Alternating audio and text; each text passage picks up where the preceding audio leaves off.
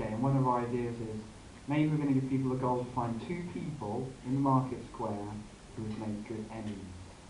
Wow. That's like a random goal occasionally.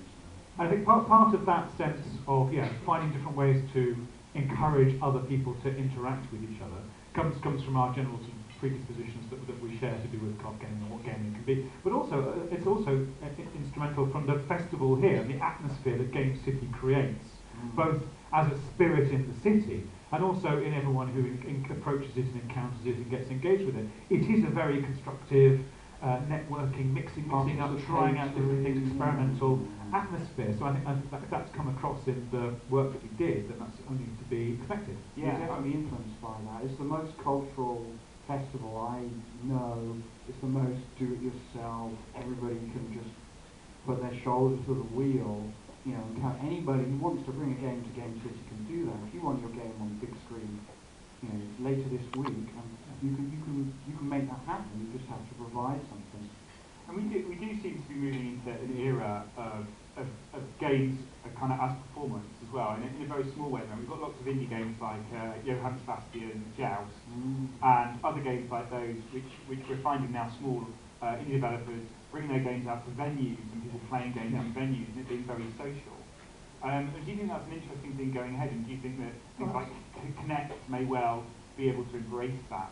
Well, that's the interesting thing. Can you take that local community experience and deploy it online? So my experiences over the weekend were here at GameCity Festival. I was participating in a kids' hack day at Nottingham Trent University, where we had children coming in who signed up from anywhere around, who were building their own video game controllers using MakerMix, which was great. And also, there was an installation of Johann Sebastian Joust, and the children spent hours and hours and hours playing together with strangers, other children they'd never met before, parents sitting happily on the sidelines, watching them play this great indie game called Johann Sebastian Joust, having a wonderful time. And that sense of sort of safety, comfort, managed interaction and mixing that was really, really energetic contrasts with my experience of playing video games online generally. Over the weekend, getting assaulted by people in FIFA verbally. I wonder if Connect bridges that gap, or does it exacerbate the gap? I think it only brings you 1 inch in a mile, because the interactions are influenced by the ambience of the space, and the ambience of the space is controlled by whether it's your living room. In your living room you feel safe, you feel in control, it's a small space. In a market square, you're not in control, anybody could walk on, very, very wide range of possible things. But I suppose therefore the social norms, like the fact that there are police in the world, people are going to think twice before they come up and fight me. It's something I hope in the market square. In some ways, being exposed in public in the real world, actually there's a whole load of societal aspects that come down to make those interactions feel better than in that cold, clamped down, the unmoderated, unmediated world of online gaming. Yeah, you can't argue that it's either safer or less safe, or more predictable or less predictable in a market square than in a living room, but it's differently predictable. There's been a lot of talk actually recently about finding sort of a London game space, a place where it's a permanent place for this sort of thing. Do you think it's important that we try to invite more people to play games in that kind of space together?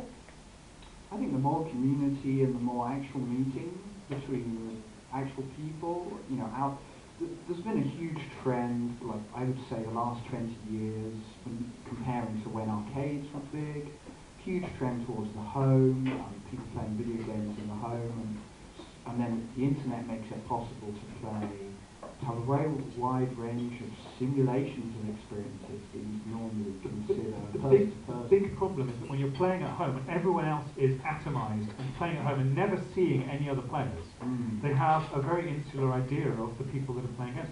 To play in the open arcade here, where there are all kinds of games in development, there are launch games, there are retro games, there are new consoles, old consoles, everything's out there in a massive space where people can walk in off the streets.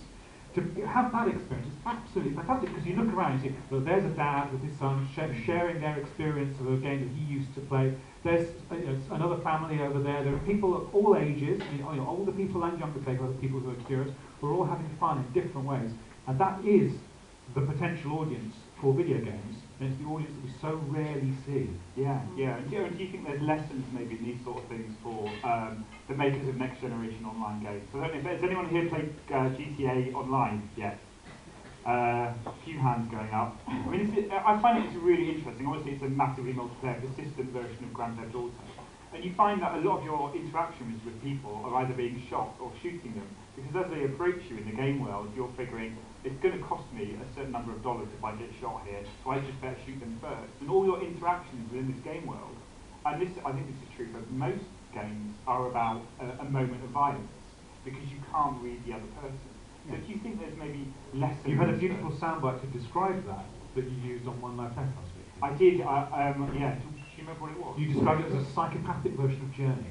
Yes, that's right, yes. And that's true, isn't it? Termination. You have to try and Male crime world. Yeah, yes, exactly.